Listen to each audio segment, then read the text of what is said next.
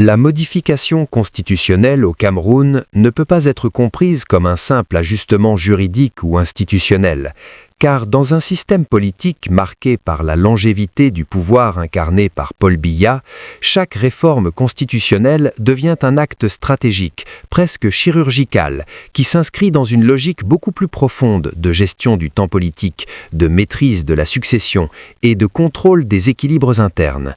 Et pour comprendre si cette modification prépare réellement un nouveau cycle politique, il faut entrer dans une lecture froide, lucide et presque clinique du système camerounais. Un système qui s'est construit non pas sur la rupture, mais sur la continuité, non pas sur l'improvisation, mais sur l'anticipation, et dans lequel la Constitution joue un rôle central, non pas comme une simple règle du jeu, mais comme un instrument de pilotage du pouvoir lui-même.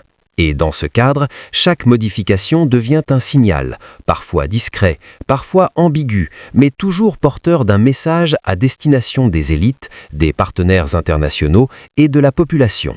Et ce message ne se lit pas toujours dans le texte, mais dans le contexte, dans le timing et dans les dynamiques qui l'accompagnent.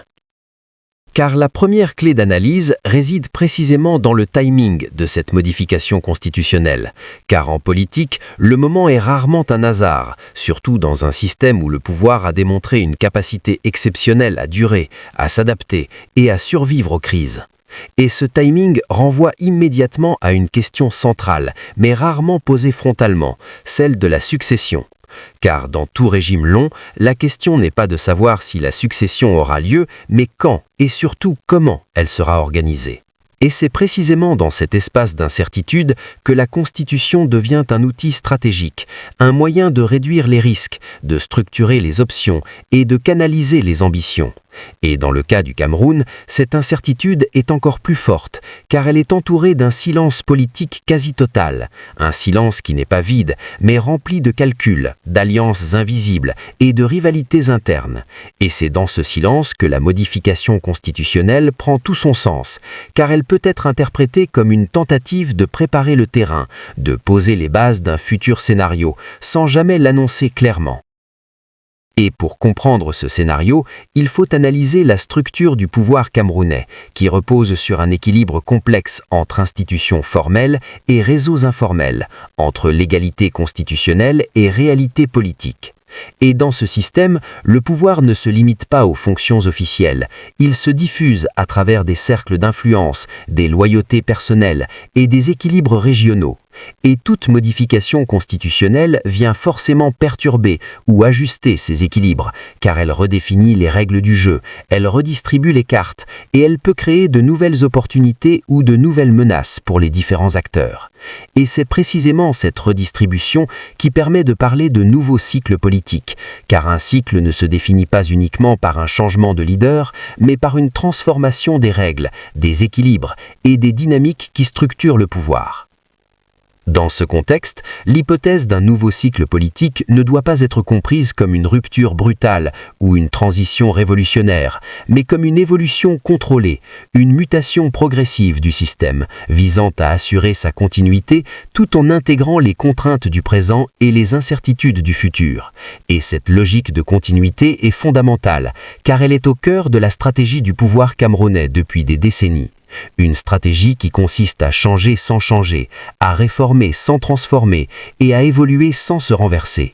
Et la Constitution est l'outil parfait pour ce type de stratégie, car elle permet d'introduire des modifications qui peuvent apparaître techniques ou secondaires, mais qui ont en réalité des implications profondes sur la structure du pouvoir. Et cette logique s'inscrit également dans un contexte régional et international marqué par de transformations importantes, car l'Afrique centrale et le continent africain dans son ensemble sont aujourd'hui traversés par des dynamiques de rupture, des contestations politiques, des transitions parfois brutales et une remise en question des modèles de gouvernance traditionnels. Et dans ce contexte, le Cameroun apparaît comme un îlot de stabilité relative, une stabilité qui est à la fois une force et une contrainte, car elle protège le système, mais elle l'oblige aussi à s'adapter pour éviter d'être dépassé par les évolutions régionales. Et c'est précisément dans cette tension entre stabilité et adaptation que la modification constitutionnelle prend tout son sens, car elle peut être vue comme une réponse à ces dynamiques externes, une manière de montrer que le système est capable d'évoluer sans être contraint de subir une rupture. Et il faut également analyser le rôle des élites dans ce processus, car une modification constitutionnelle ne se fait jamais dans un vide politique. Elle est le résultat de négociations, de compromis et parfois de tensions entre différentes composantes du pouvoir. Et ces élites jouent un rôle clé, car elles sont à la fois les bénéficiaires et les gestionnaires du système, et leur capacité à s'adapter, à se repositionner et à anticiper les évolutions est essentielle pour la stabilité du régime. Et dans ce cadre, la modification constitutionnelle peut être interprétée comme un signal envoyé à ces élites, un message qui leur indique que le système évolue, que de nouvelles règles se mettent en place et qu'elles doivent s'y adapter si elles veulent continuer à jouer un rôle. Et ce type de signal est crucial, car il permet de prévenir les fractures internes, de gérer les ambitions et de maintenir la cohésion du pouvoir. Mais au-delà des élites, il faut également considérer la perception populaire, car une modification constitutionnelle ne se joue pas uniquement dans les cercles du pouvoir. Elle a aussi un impact sur la population, sur la manière dont le système est perçu, sur la confiance dans les institutions et sur les attentes en matière de changement. Et dans ce domaine, la question est complexe, car la population peut interpréter la réforme de différentes manières. Certains y verront une ouverture, une opportunité de transformation, tandis que d'autres y verront une manœuvre de consolidation du pouvoir. Et cette divergence de perception est importante, car elle influence la légitimité du processus et la manière dont le nouveau cycle politique sera accueilli. Et dans un contexte où la confiance dans les institutions peut être fragile, cette dimension devient centrale, car elle peut déterminer le succès ou l'échec de la réforme. Et il faut enfin intégrer la dimension internationale, car le Cameroun ne fonctionne pas en vase clos. Il est intégré dans un système global, où les partenaires internationaux jouent un rôle important, que ce soit la France, les États-Unis, la Chine ou la Russie. Et ces acteurs observent attentivement les évolutions politiques, car elles ont des implications sur la stabilité, les investissements et les équilibres régionaux. Et dans ce cadre, une modification constitutionnelle peut être perçue comme un signal de continuité, de stabilité ou de transition contrôlée. Et cette perception peut influencer les relations internationales et les stratégies des partenaires. Et c'est précisément cette interaction entre dynamiques internes et externes qui rend la question du nouveau cycle politique encore plus complexe. Car au final, la véritable question n'est pas seulement de savoir si la modification constitutionnelle prépare un nouveau cycle politique, mais de comprendre la nature de ce cycle.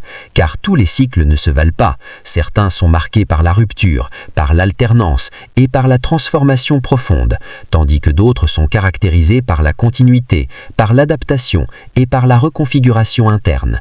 Et dans le cas du Cameroun, tout indique que si un nouveau cycle est en préparation, il s'inscrira probablement dans cette deuxième logique, une logique de transition maîtrisée, de changement encadré et de transformation progressive. Et c'est précisément cette capacité à évoluer sans se renverser qui constitue la force mais aussi la limite du système camerounais, car elle lui permet de durer, mais elle peut aussi ralentir les transformations nécessaires. Et c'est là que se joue l'avenir, car un nouveau cycle politique ne se décrète pas uniquement par une modification constitutionnelle, il se construit dans le temps, à travers les décisions, les équilibres et les dynamiques qui en découlent. Et la véritable question est de savoir si cette réforme sera le début d'une transformation réelle ou simplement une nouvelle adaptation du système existant. Et c'est précisément cette incertitude qui rend le moment actuel si stratégique, car il se situe à la frontière entre continuité et changement, entre stabilité et évolution, entre passé et futur. Et dans cet espace incertain, tout devient possible, mais rien n'est garanti. Et c'est exactement cette tension qui fait de la modification constitutionnelle au Cameroun non pas un simple événement juridique, mais un moment politique majeur, un moment qui, silencieusement mais profondément, pourrait redéfinir les règles du jeu pour les années à venir.